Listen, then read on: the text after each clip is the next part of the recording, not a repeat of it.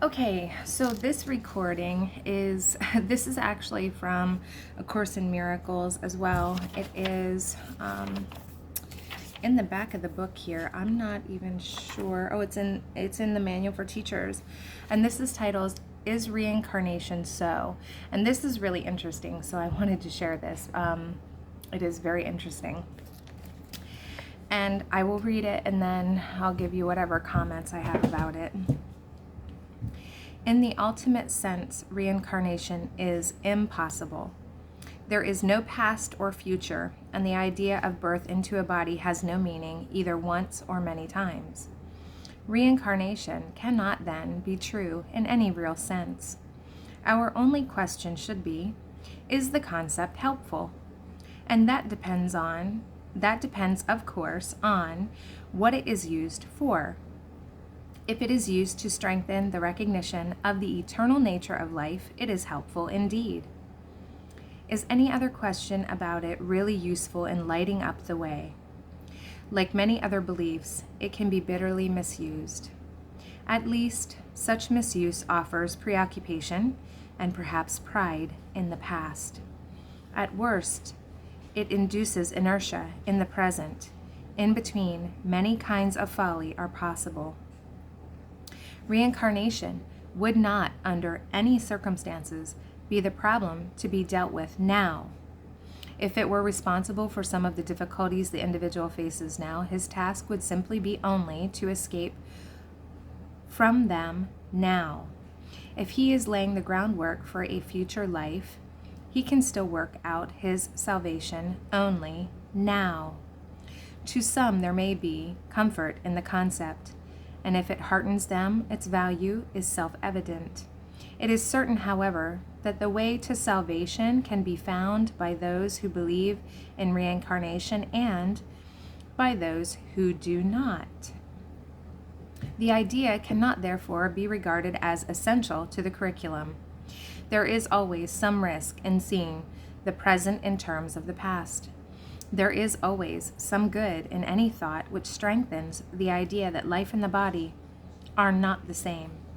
For our purposes, it would not be helpful to take any definite stand on reincarnation. A teacher of God should be as helpful to those who believe in it as to those who do not. If a definite stand were required of him, it would merely limit his usefulness as well as his own decision-making. Our course is not concerned with any concept that is not acceptable to anyone, regardless of his formal beliefs. His ego will be enough for him to cope with, and it is not the part of wisdom to add sectarian controversies to his burdens. Nor would there be an advantage in his premature acceptance of the course merely because it advocates a long-held belief of his own. It cannot be too strongly emphasized that this course aims at a complete reversal of thought. When this is fully accomplished, issues such as the validity of reincarnation become meaningless.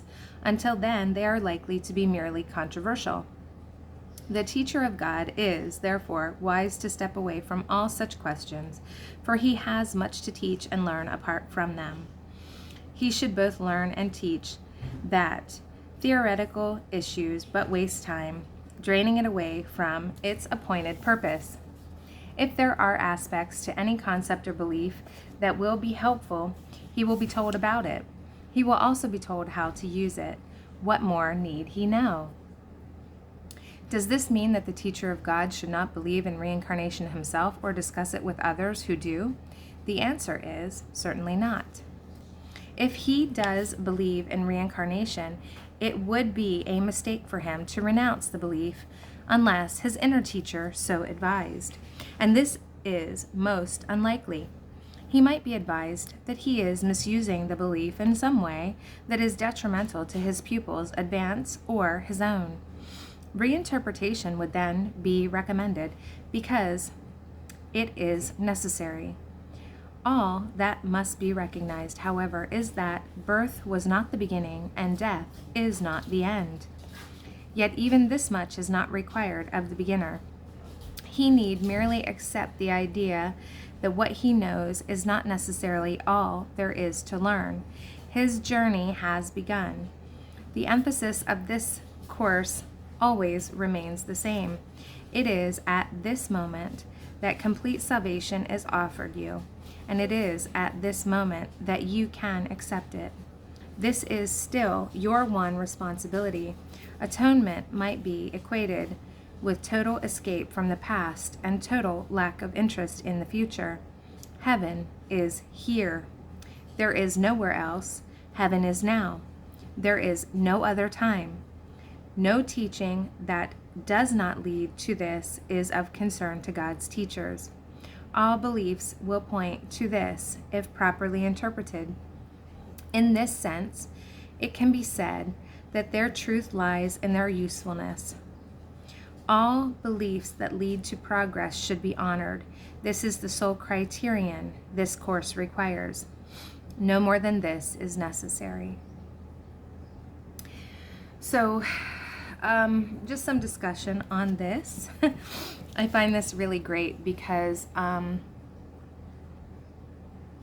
as I have had recent experiences that are remembrances of experiences of being in other bodies, in other places. And these are concepts that at one time I may have thought were past lives. My understanding today is that there is no past, there is no future, there is only now.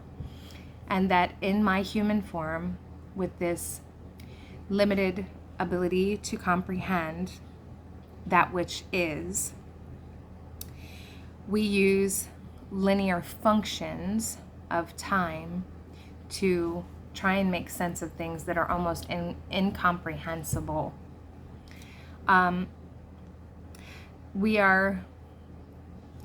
Many minds are beginning to open up now, beginning to open up in a way that we can no longer categorize things in linear time as past, future. We are aware of the existence of things. We are aware of the potentiality of things without being able to completely define and structure those things. So I'm going to break this down just a little bit. As I see it now, I have remembrances of being in other bodies. I have remembrances of being in other places. There are many concepts that could explain this. I am very empathic, and so I have great empathy for others. If I watch a movie, I get very engrossed and pulled into that movie as if I am the character in the movie. If I am with someone who is having a hard time, I must work in a conscious way to not be pulled into their emotions, because I feel very deeply what others feel. That is just a gift of mine, and there are many people like me. So, what I'm going to say is, these remembrances that I've had, I can't say for sure. Let's imagine the soul. The soul is on the soul's journey. The soul is a vast, immense, energetic, divine essence, presence, being. How many times how many times can a soul fragment itself? Should a soul choose to, how many bodily vessels can that soul power in the now? Let's look at this one concept for just a minute. Let us say that my soul is powering this vessel that you see in this video, perhaps the vessel of a very young black girl. When I was having that remembrance, I was right around 6, 7, 8 years old. My skin was dark. My hair was parted from here down, and it was pulled up into 2 ponytails here, which were then braided. And I had the marble type ponytail fasteners, if you know, that look like little marble heads, and ponytail fasteners here. And I was wearing a dress, and I remember my little shoes. My little shoes were really cute. And I had the socks that turned down, and they had like the white frilly, not lace, but they had the little cuffs that were very frilly and ornate. And it must have been a special day because, you know, I can't imagine that I dressed that way all the time. And it was sometime in what we would observe as our past. And I had this remembrance while I was driving down the road, driving my car, and suddenly I was in this vessel driving the car, and I was also that person. And I could feel what it felt like to be in that little body. I could feel the skin, how the skin felt, and it was much tighter. Like all these things I could feel. And so there's just one. So let's say my soul is powering this vessel and also powering that body in that time. Well, because time isn't linear, what if the soul is occupying all these different vessels, and because everything is happening now, it's like layers from the same central point, but they're just layered on top of each other. Okay, that's one concept that would explain it. Another concept is that just because, so if we look at soul families, let's say many people have talked about soul families where we incarnate closely around each other. We have these soul families. If we are very empathetic, we may be able to tap into an experience of one of our soul family members. We could look at it as that also. I also had another memory resurface recently in a very lucid dream where I was an executioner, male. I described it very vividly, and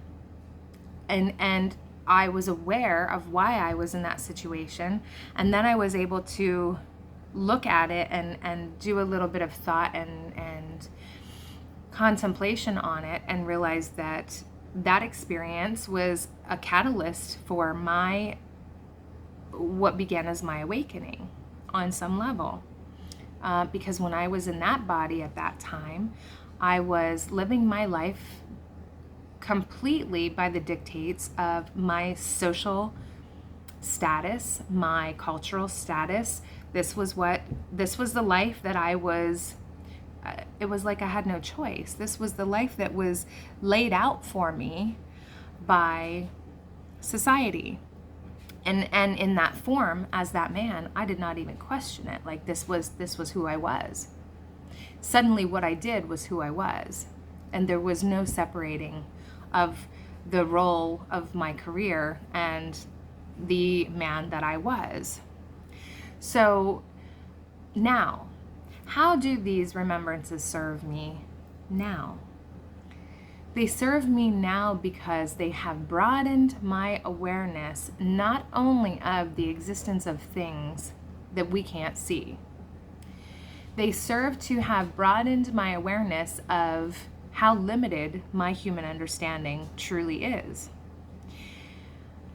They have also allowed me greater compassion for people who may still be in situations like those, because I have already had experiences like that on some level. And being able to tap into that and feel those feelings has allowed me to be a better person today, now, in my dealings with other people. So when this text says about, the only value these things have is how, if they're beneficial. And so, yes, all of that is beneficial.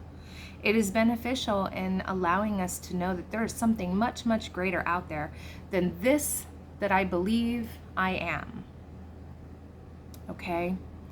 And I'm saying that for everyone because, and I do think the older we get, the less identified with this we become, a lot of us, because we see it change and we see it change and age and all these things. And we're like, wait a minute, I still feel like I felt when I was 26. I still feel like I felt inside when I was, however old, but But the body tells me otherwise, because the body has aches and pains, and I maybe run out of energy more quickly, like can't stay up all night anymore. Could, but it would be a struggle the next day, those kinds of things. So I think as we age, we become less identified with this and more identified with who we really are as divine entities of God. Okay? And so this text I found really, really interesting because my Christian friends, many, many, many of them believe that we are one and done. You have this incarnation, and look, we have the whole veil of forgetfulness. Those of us, maybe it's not so strong for those of us that have remembrances of being in other forms, because I can't say that wasn't another life experience of mine. I can't say that it was for sure, and I certainly can't say that it wasn't. So my mind is open to the possibility and the potentiality for this thing. Now, we have this veil of forgetfulness that comes over us, and so for my Christian friends who think that, when the body dies, that's it, in a sense, when this body's done, this body's done. I'm not resurrecting this body, okay? It doesn't mean that I'm not going to have another experience, or that I'm not, as my soul, the I that is my soul, the large I, is not already having these other experiences simultaneously. So it is, and what's really beautiful about this is the text says it doesn't matter if you believe in reincarnation or not. It doesn't matter. The road, you can still find God no matter which you believe. And I would say, someone asked me recently about truth. Do you think that all things are true? And my response to that was, I believe that only one thing is true. God is love. Love is truth. All things come from it. All things were made by it. Nothing was made that wasn't from that. Love. And so that is the only thing I can say. What role all of these other ideas or these intricacies play within that love, it's more a matter of what do you gravitate towards today. You resonate with the things that you resonate with today. And tomorrow you might resonate with something different. And all of it is okay. All of that is okay. As long as you're doing no harm, all of this is okay. Read what you want to read. Listen to what you want to listen to. There is no judgment here. When we pass judgment, when we create judgment, when we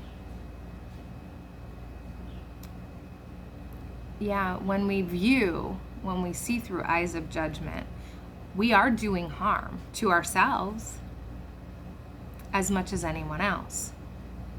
And so that, as long as you're doing no harm, all these things are great.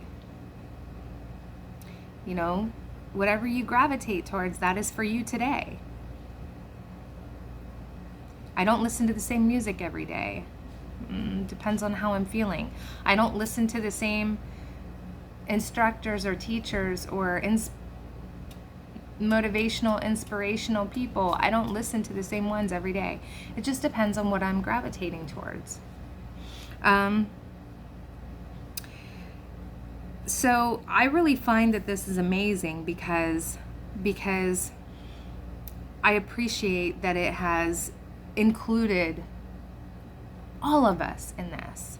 All of us are included in this. And I find that very, very, very wonderful. I'm going to stop this here. And this is just going to be about that. I do have some other recordings I want to do from the psychotherapy sections, because there was a great one on psychotherapy of religion, and I thought that was really awesome. So very powerful. I'm definitely going to record about that. And in peace and love, may you be blessed.